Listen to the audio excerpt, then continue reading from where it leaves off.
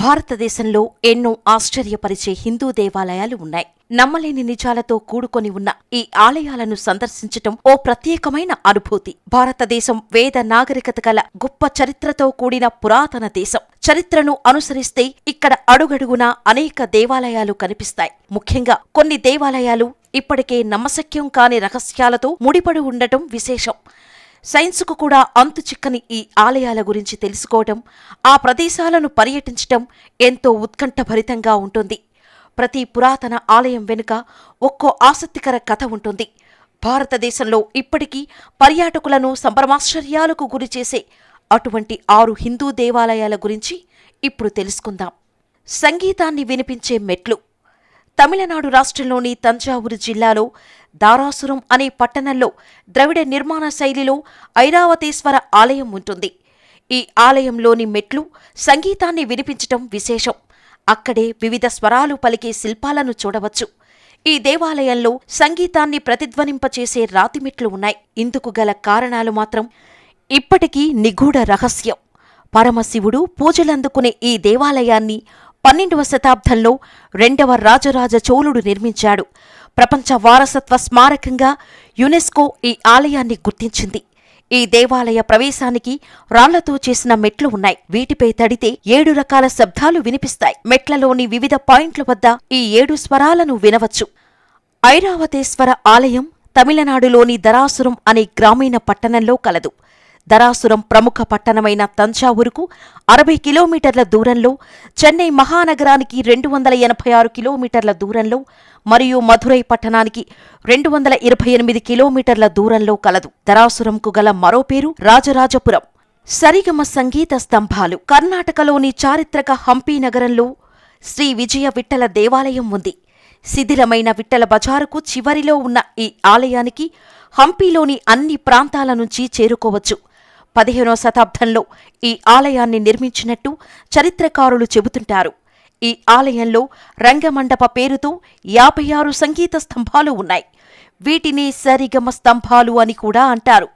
ఎవరైనా ఈ స్తంభాలపై కొట్టినప్పుడు పాశ్చాత్య శైలిలోని డోరేమిన సంగీత స్వరాలు వినిపిస్తాయి. వేలాడే స్తంభం. ఆంధ్రప్రదేశ్ రాష్ట్రంలోని అనంతపురం జిల్లాలో వీరభద్ర దేవాలయం ఉంది. దీనినే లేపాక్షి ఆలయం అని కూడా అంటారు. అద్భుతమైన నిర్మాణ కళతో కనిపించే ఈ దేవాలయంలో వేలాడే స్తంభం పర్యాటకులను విశేషంగా ఆకట్టుకుంటుంది. ఈ ఆలయ పరిసరాల్లో ఉండే 70 స్తంభాలలో ఒకటి మాత్రం ఆశ్చర్యంగా గాలిలో ఉంటుంది. వీరభద్ర దేవాలయాన్ని సందర్శించే పర్యాటకులు ఇది నిజమా కాదా అని తెలుసుకునేందుకు ఈ స్తంభం కింద నుంచి వస్త్రాలు పెట్టి తీస్తుంటారు. ఎలాంటి ఆధారం లేకుండా ఈ స్తంభం ఎలా వేలాడుతుందనేది ఇప్పటికీ ఒక మిస్టరీగానే మిగిలింది.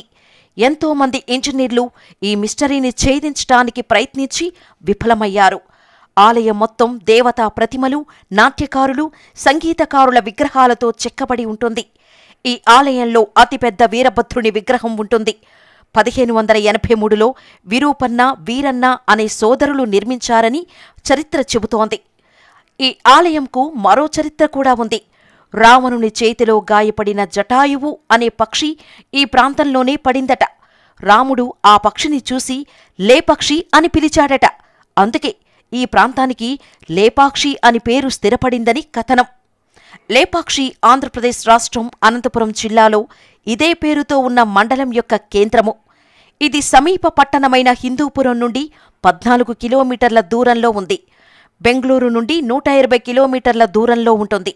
హైదరాబాద్ బెంగళూరు రోడ్డుకు ఎడమవైపు నుండి 11 కిలోమీటర్ల దూరంలో ఉంటుంది. గ్రానైట్ దేవాలయం. తంజావూరు బృహదేశ్వర ఆలయానికొక విశిష్టత ఉంది.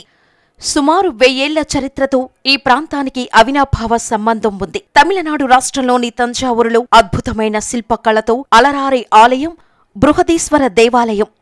పంచంలోనే మొదటిసారిగా పూర్తిస్థాయి గ్రానైటుతో నిర్మించిన ఆలయం ఇది. ఈ ఆలయంలో చాలా భాగం గ్రానైటు రాయితో తీర్చిదిద్దబడింది. అయితే దీనికి 60 కిలోమీటర్ల పరిధి మేర ఎక్కడా కూడా గ్రానైట్ నిక్షేపాలు లేకపోవటం విశేషం. ఈ ఆలయ గోపురాన్ని 80 టన్నుల ఏకరాతి గ్రానైట్ శిలపై నిర్మించినట్టు చెబుతారు. ఒకవేళ సుదూర ప్రాంతాల్లో గ్రానైట్ నిల్వలు ఉన్నా ఏకశిలారాతిని తరలించటం మాత్రం అసాధ్యం. ఈ ఆలయం నిర్మాణం యొక్క మర్మాన్ని ఇప్పటికీ ఎవరూ కనుగొనలేకపోయారు. బృహదేశ్వరాలయంలో మనకు తెలియని ఒక ప్రత్యేకత ఉంది. అదేంటంటే గోధూళీవేళ ఈ ఆలయ ఛాయలు కనిపించవు. సంవత్సరం పొడవునా ఏ రోజు సాయంత్రం వేళ ఆలయ నీడలు భూమ్మీద పడకపోవటం అంతుచిక్కని రహస్యం. శాస్త్ర పరిశోధకులు, పురాతత్వ శాస్త్రజ్ఞులు ఏ రీతిన చూసినా ఇప్పటికీ వీడని మిస్టరీగానే మిగిలింది. తంజావూరులో ఒక రైల్వే స్టేషన్ ఉంది. ఇది ఒక ప్రధాన రైల్వే జంక్షన్గా తీర్చిదిద్దబడింది. ఇప్పటికీ నిత్యం రైళ్లు పరిగెడుతూనే ఉంటాయి. దేశంలోని అన్ని ముఖ్య పట్టణాల నుంచి ఇక్కడికి చేరుకోవచ్చు. $5.22 బిలియన్ ఖజానా గల ఆలయం. కేరళ రాష్ట్రంలోని తిరువనంతపురంలో అనంత పద్మనాభస్వామి దేవాలయం ఉంది. ఈ ఆలయంలో 7 రహస్య ఖజానాలు ఉన్నాయి.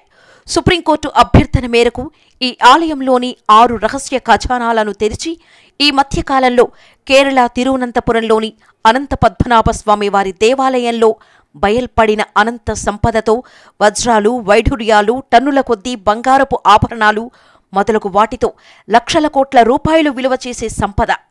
వాటి విలువ సుమారు $22 బిలియన్ తేలింది. 7వ ఖజానా ఇనుప ద్వారాలతో 2 కోబ్రా నాగుల ప్రతిమలతో తెరిచేందుకు వీలు లేకుండా ఉంది. అయితే ఇది కొన్ని రహస్య మంత్రాల ద్వారా మాత్రమే తెరవబడుతుందని, కాదని తెరిచేందుకు ప్రయత్నిస్తే ఉపద్రవం తప్పదనే నమ్మకం ఉంది. అనంతమైన సంపద బయటపడింది. ఇక 6వ గది తెరవాల్సి ఉంది. దాని నిర్మాణ రీత్యా అది చాలా పెద్దది. అందులోనే ఇంకా ఎక్కువ సంపద దాచి ఉంచబడి ఉన్నదని తెలుస్తోంది.